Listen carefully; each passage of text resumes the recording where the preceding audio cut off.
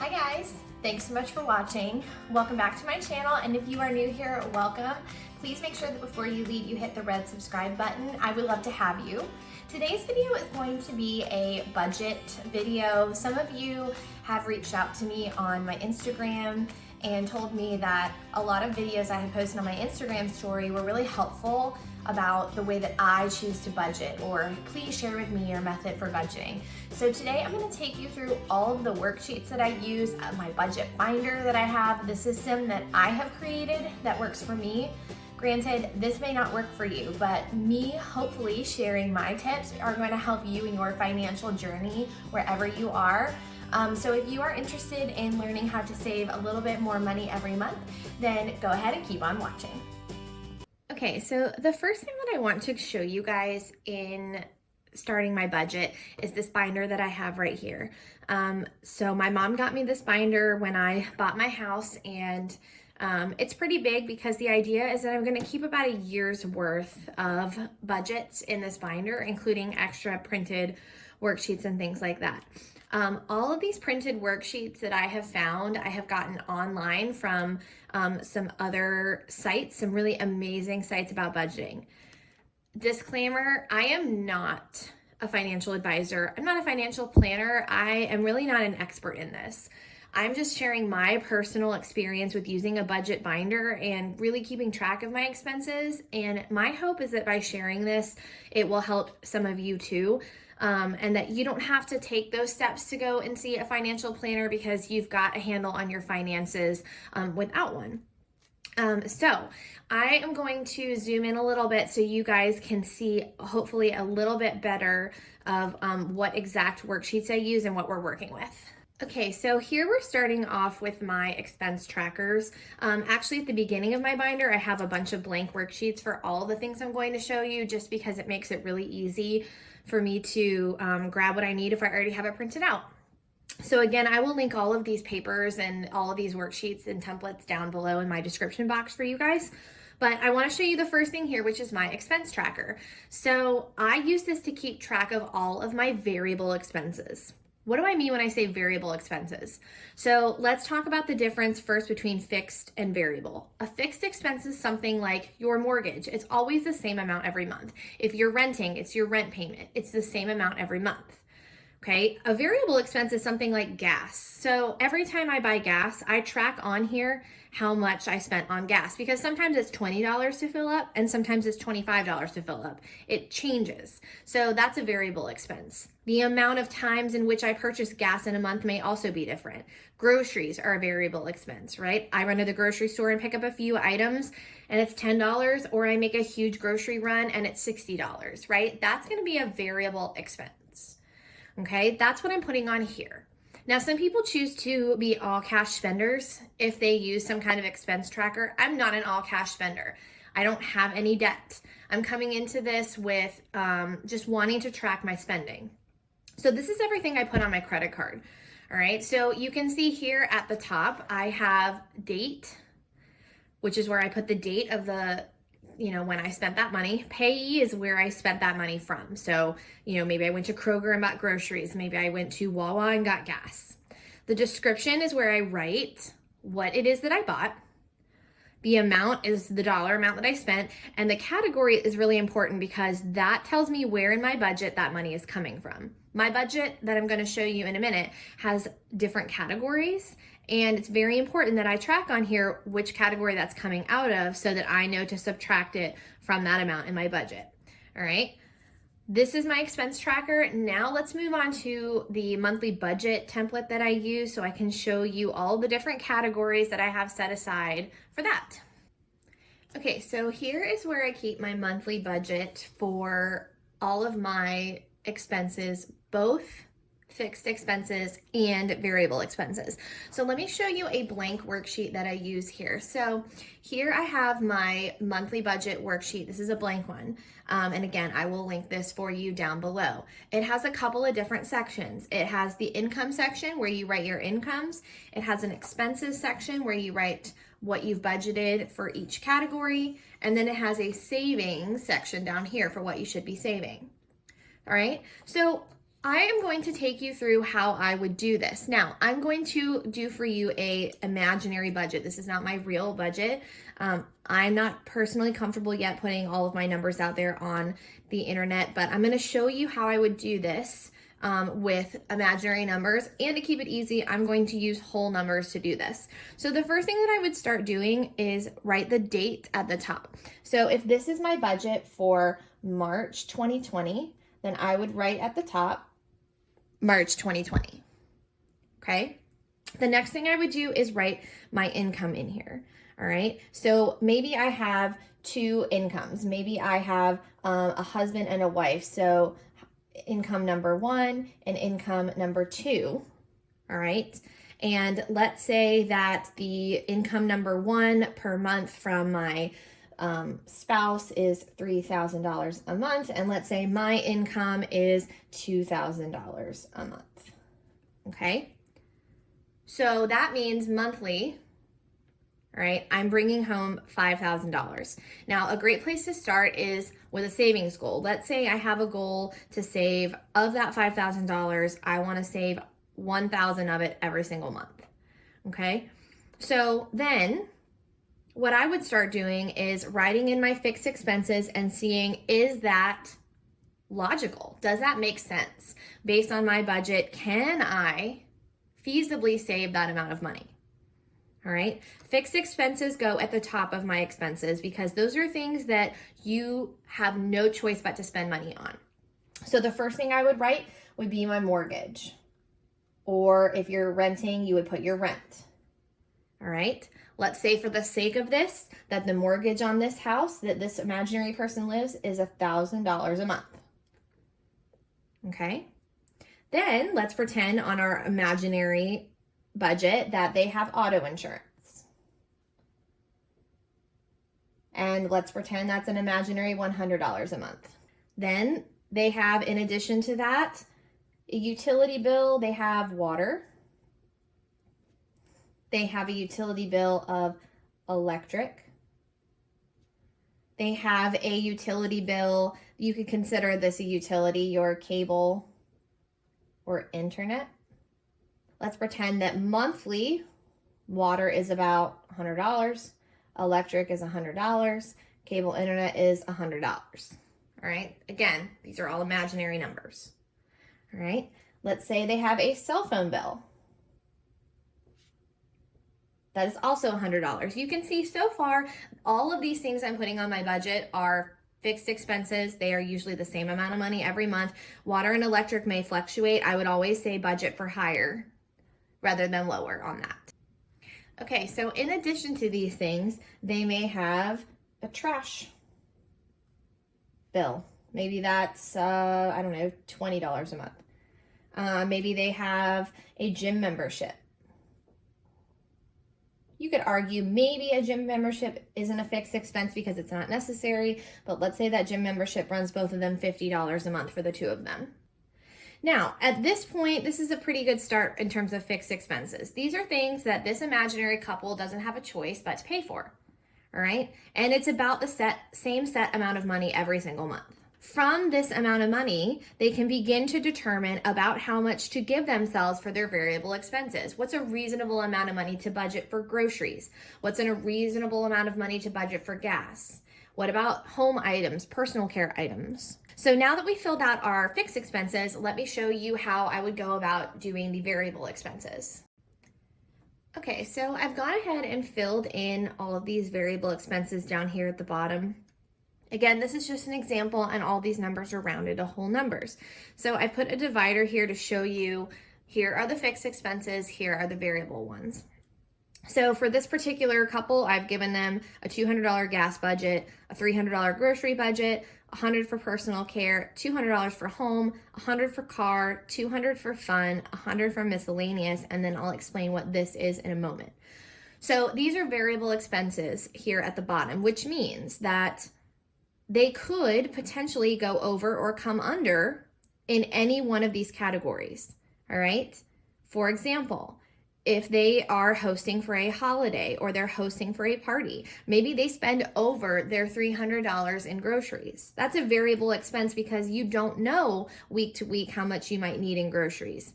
Maybe you eat out a lot more and you use more of your fun money that month because you're eating out, and that's how you're choosing to categorize eating out as fun money. So you're not using as much of your grocery budget. Right? It's going to be very dependent on the person, and it's going to be very dependent on you.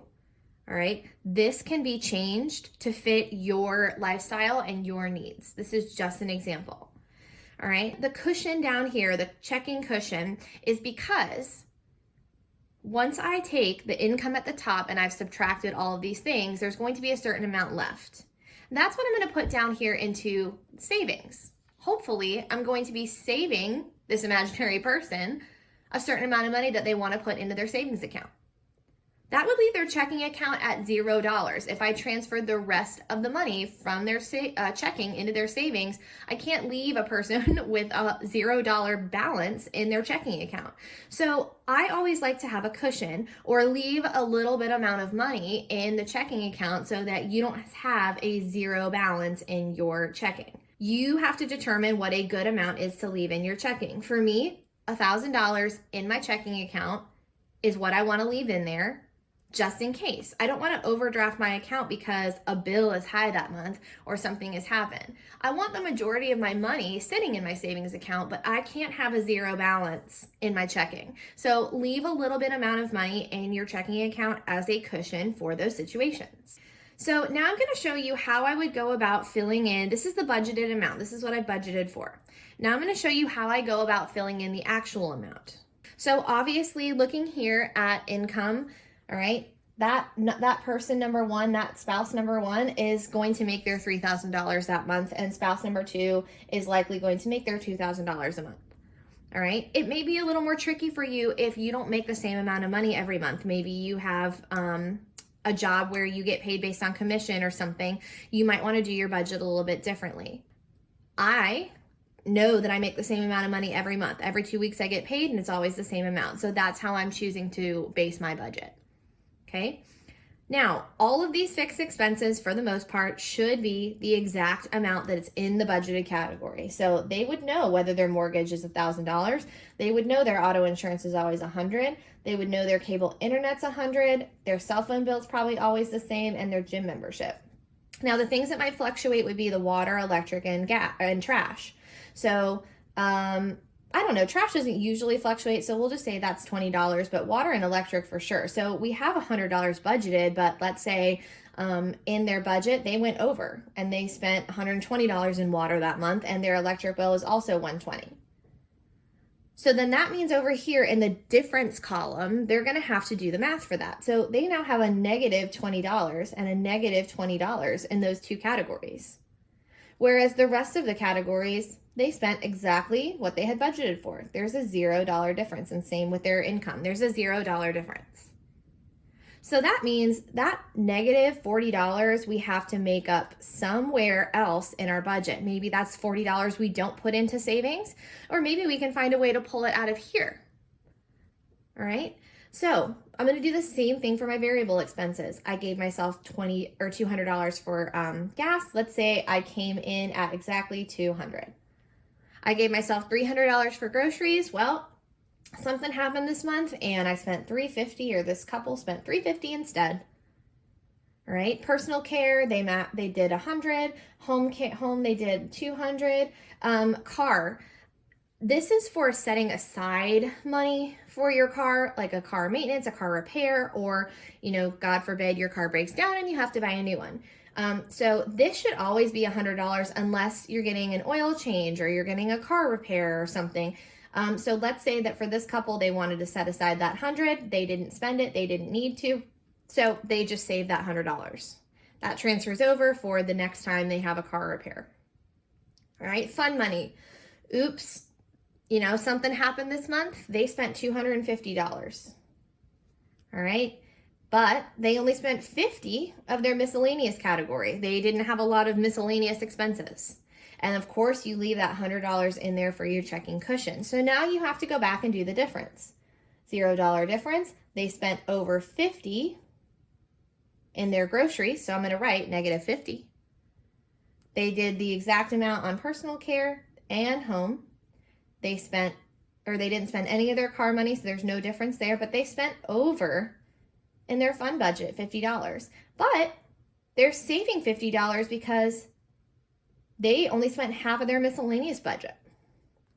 And then, of course, they saved all of the money in their checking cushion. So then you have to go up to the top and you have to go down the column and you have to figure out how much money are you short or how much money extra did you save from your budget. All right, so minus 20, that's minus 40. Down here, they have another $50, that's minus 90. Then they have another minus 50, so that's minus another $50, so that would be $140. But they've added $50 back, which takes them back to 90, negative 90, is how much they are short from their budget. Okay? So now let me show you how this number is going to play in to what happens down here at the bottom for their savings. Okay, so I just kept this super simple for the sake of giving you an example, but I did the math, and based on the amount that they had budgeted and the amount that they were supposed to spend, they should have been saving after they paid off all their bills and paid for all of their expenses. They should have been saving around $2,230 that month from their checking account and into their savings. So I write in here savings from checking. Now, some other people may have savings from other things. For example, if you had a second job and you did not want to count that money as income, that's what I personally do. I have some other jobs and I don't count those jobs as income. I count them as savings. So I would write in here job number 2, and whatever money I make from job number 2 just automatically goes in savings. Okay, let's say maybe that's $500 I make from job number 2, or this couple makes from job number 2. So they might be saving from multiple places. All right, but this particular savings, the savings that we're taking from our checking account, should be $2,230. But remember, we have a balance of minus $90. All right, so instead of actually saving that full $2,230, we're going to subtract $90 from that, which gives us $2,140 is the actual amount that they're saving. So they tried to save that, or they tried to save this amount here, and they're only saving $2,140. Okay, maybe from job number 2, they were expecting to save $500 and they saved that full $500. All right, and then your totals go down here at the bottom. So you could write in, I saved a total of $2,640. And then you could do the same thing. You could write down here at the bottom, I spent a total of, and then write your, the amount that you spent. I spent $2,770. Okay. So this is obviously a very simple example that I'm showing you here. Someone else's budget and my budget included looks a lot more complicated than this, especially when you're dealing with multiple incomes or maybe multiple sources of savings. All right, I have one more thing to show you guys, and that is once you have this magic number here, this magic savings number, all right, do you have a plan for where that money's going? Do you know what projects you're working on, or do you know what things you're saving for, what goals you have? I'm going to show you kind of how I put this number, or how I would put whatever my number is, into some sinking funds to save for some specific things. Okay, so here is a blank savings tracker. And again, I would write the month, and then this is laid out very similarly to the way that the expense tracker is laid out. You write in the date in which you're saving that money, you write in how much you're depositing into your savings account. Hopefully, unless you really need to, you're not withdrawing any money from your savings, unless of course you're using a fund because you're funding a project, you're funding something that you've been saving for, and then you write your balance here. Okay, at the bottom you write what your savings goal is, you write how much you have starting and how much you have ending. So that particular couple may put in here the date in which they saved the money from job number 2. They put that they deposited $500, and then they write in their balance. If they're taking money out for a project, they write it within the withdrawal section. And then in here, you also write when you're transferring money from checking to savings, you write the date that you're transferring from checking to savings, you write how much you're putting in, and then you put your balance. Some people might fill this whole thing out. Maybe they have multiple times in a month in which they're putting money in savings. For me personally, I only have 5 or 6 times in the month in which I do that because I have some of my income go straight into savings, and then I manually transfer over things from checking. So I'm now going to show you a blank sinking fund tracker, and then I will explain to you a little bit about how this works. So let me turn this around so you guys can see it a little bit better here. So this is a sinking fund tracker, and it looks a little overwhelming, but I promise it's not as scary as it looks. So the first thing that you want to do, again, write the month at the top. Now, in each one of these boxes here where it says description, you're going to write a goal that you have in terms of what you're saving for. Maybe you have a personal goal to save for a vacation. So you write in here vacation. And then up here at the top, you write how much that vacation is going to cost. So maybe you want to save $2,000 for a vacation.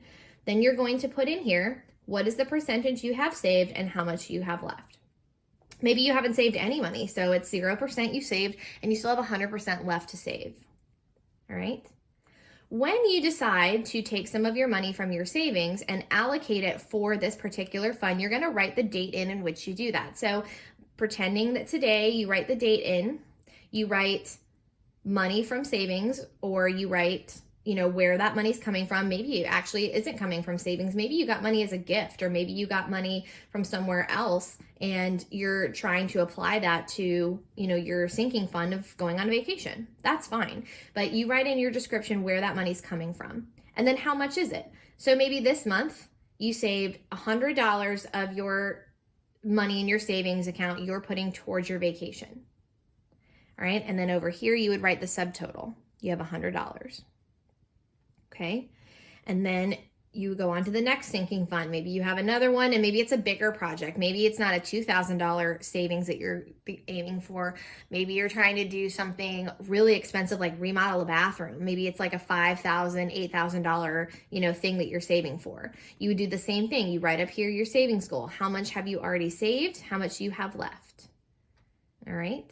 And then you're going to do the same thing every time. You put in the date, you put in how much you allocate for that thing, and then you keep track of your subtotals over here.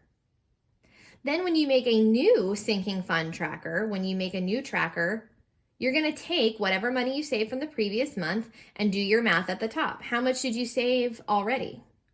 Maybe you've been saving for 3 or 4 months, and so you have a pretty good percentage saved already, but you still have some more to do. And so every month you make a new sinking fund savings tracker, but you transfer over the previous numbers from the previous month. That way you can still see, all right, well, the last 3 months I've been working really hard on this savings goal for my vacation, and I've already saved, $500. And so this is how much I have left. And, you keep track of it over the months by transferring the totals onto your next tracker. Now, of course, when you get to the end of your tracking, you save the, 100% saved.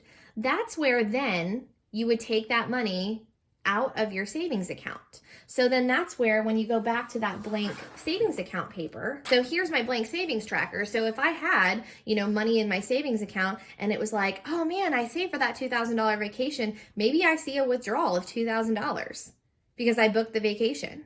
That's okay, because you know that you had it budgeted on your sinking tracker.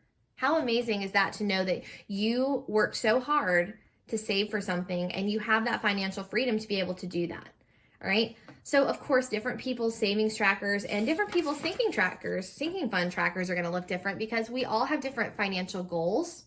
The important thing is that we're keeping track of how close are we to making those goals and to succeeding at those goals. And that is going to be it for today's video. I really hope that you found this helpful. If there's someone that you know that could benefit from some financial help, or maybe just knowing where to start with creating a budget, then please share this video with them. If you have not already, please hit the red subscribe button below. I would love to have you join my internet family. Please also hit the like button if you enjoyed this information, and I will see you guys again really soon in a brand new video. Bye guys.